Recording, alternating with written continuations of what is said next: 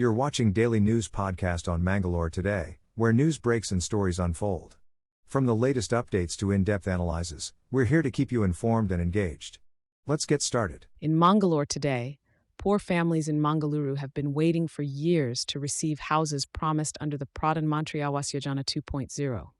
MLA Kamath highlighted the issue during the assembly session, urging the government to fulfill this long-pending demand. The families were left in limbo since 2017, when restrictions were imposed due to the land being classified as deemed forest. After years of efforts, hurdles have been cleared, and now the project can proceed. MLA Kamath's persistent discussions bore fruit as the Deputy Commissioner submitted the proposal to the government. Minister Zamir Ahmed assured swift action to provide homes for the needy. In a recent development, Mangaluru's Patrika Bhavan Trust appointed Pundalik Anu Mangalore as the new president during their annual meeting held at Patrika Bhavan. Ravi Posavanik is the new general secretary, and Harsha retained the position of treasurer. The outgoing president, Ramakrishna R., oversaw the meeting, where trust members discussed last term's financial assistance activities. A substantial amount of Rs 7.47 lakh was dedicated to journalist medical aid and bereavement support, while Rs 5 lakh was allocated for the Golden Jubilee celebrations of the DK District Working Journalists Association. District Journalists Association President Srinivas Nayak Indaye and Press Club President P.B. Harish Rai were also present at the event.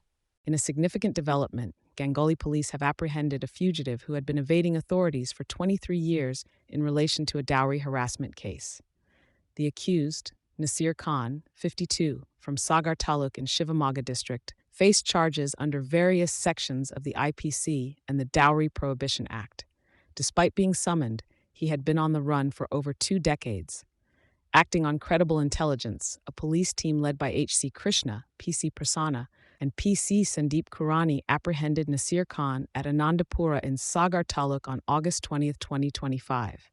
He was subsequently presented before the Kundapur court for further legal action.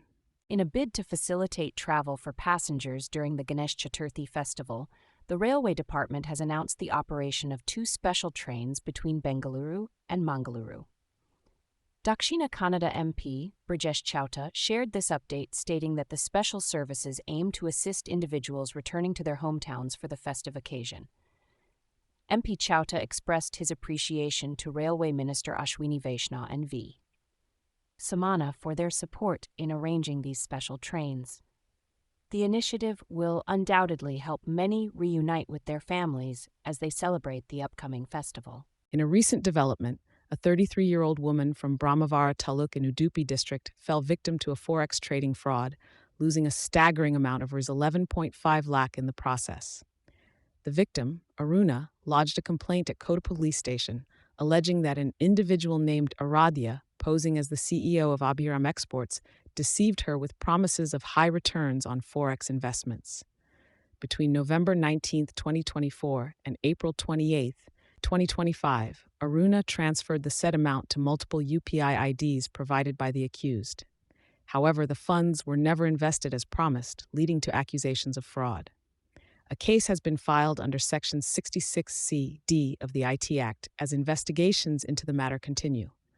Traders and investors are urged to remain vigilant and verify the credentials of individuals and companies before engaging in financial transactions. In a recent development, Hindu organization leader Mahesh Shetty Thimarodi has been arrested by the Brahmavar police following a case filed against him for making derogatory remarks against BJP National General Secretary BL Santhosh. Thimarodi's statements had sparked controversy, and a hate speech case was registered against him. Additionally, Thimarodi and Girish Matananavar appeared before the Beltangadi police for an inquiry related to a clash at a private hospital in Ujire. Thimarodi, along with 16 others, were directed to appear before the police following multiple cases registered against them, including unlawful assembly, assault on media personnel, and derogatory remarks against the media. The inquiry is currently ongoing under Beltangadi Inspector Subapur Math. Stay tuned for further updates on this developing story. In a perplexing turn of events, the missing case of Ananya Bhatt, who disappeared in 2003, has now been transferred to the Special Investigation Team in Mangalore. Media reports have raised doubts on whether Ananya was truly Sujatha Bhatt's daughter. The police received a complaint from Sujatha, and after orders from the DGP and IGP, the case was handed over to the SITE. Meanwhile, investigations from Manipal Academy reveal that no Ananya Bhatt was enrolled in Kasturba Medical College in 2003. Sources from the anti-Naxal force disclosed surveillance on Sujatha until 2013 due to her alleged links with urban Naxals.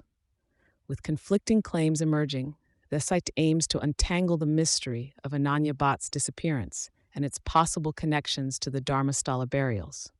In the recent developments, Dakshina Kannada MP Brajesh Chauta has spoken out against the Congress government. In a major breakthrough, Mangaluru police have apprehended a notorious thief from Kerala for his involvement in a robbery attempt at the Muthoot Finance branch in Derogatory. The culprit, Abdul Latif alias Latif, who had been on the run, was finally arrested. This mastermind was also linked to previous criminal activities, including a massive gold heist at Rajdhani jewelry shop in Kerala and a daring robbery at Vijaya Bank in Cheruvattur. Along with his accomplices, Murali and Arshad, the thief had attempted to loot the finance company by cutting the siren cable at the main entrance. The police have registered a case under several sections, pointing towards a planned crime. Stay tuned for more updates on this story. In a major development, Rahul Mamkutathil, the Congress MLA in Kerala, has stepped down from his post as the Youth Congress state president amidst allegations of womanizing against him. The AICC leadership took a serious view of the matter and urged Rahul to resign from his position. Despite denying the allegations brought up by actor Rini Ann George, Rahul chose to resign to avoid putting Congress leaders in a position to defend him. The allegations surfaced after Rini Ann George disclosed that a young leader had been sending her offensive messages, hinting indirectly towards Rahul, who was recently elected as a people's representative. The situation escalated when NRI writer Hani Bhaskar also shared her negative experiences with Rahul, leading to public outrage and demands for his resignation.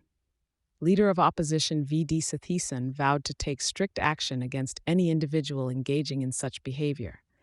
The CPIM and BJP have also protested against Rahul, urging him to resign from his MLA post. Amidst the upcoming local body and assembly elections in Kerala, the allegations have posed a significant challenge for the Congress party. In a significant development, the Indian Parliament has passed the Promotion and Regulation of Online Gaming Bill 2025. The bill, championed by Minister of Electronics and IT Ashwini Vaishnaw, aims to crack down on online money games while encouraging esports and social gaming. This move comes after the Lok Sabha passed the bill earlier this week. The Rajya Sabha gave its nod without discussion amidst chaos, brushing aside amendments proposed by the opposition. The bill prohibits online money games, their advertisements, and any financial support towards them from banks. Stay tuned for more updates on this evolving story. In an effort to make Mysuru a model for clean and sustainable festivals, the Mysuru City Corporation is gearing up for the Swachh Dasara initiative. The commissioner, Sheikh Tanveer Asif, along with city officials, recently convened a stakeholder meeting to integrate civic responsibility with festive celebrations. With the upcoming Dasara festival expected to draw in a large number of tourists, there is a focus on keeping the city clean and litter-free. Challenges such as increased waste generation, littering, and traffic hindrances were discussed, prompting the need for community involvement. The MCC is calling for volunteers to act as cleanliness ambassadors to promote proper waste management and discourage littering.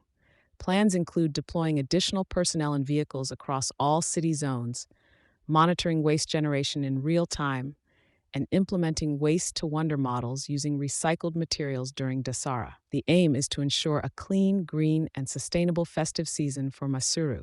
In a recent development concerning Indian companies, analysts have slashed their earnings forecasts due to steep U.S. tariffs, which are intensifying risks to growth. As per the latest data, forward 12-month earnings estimates for large and mid-cap firms in India have been reduced by 1.2% in the past 2 weeks, marking the sharpest decline in Asia.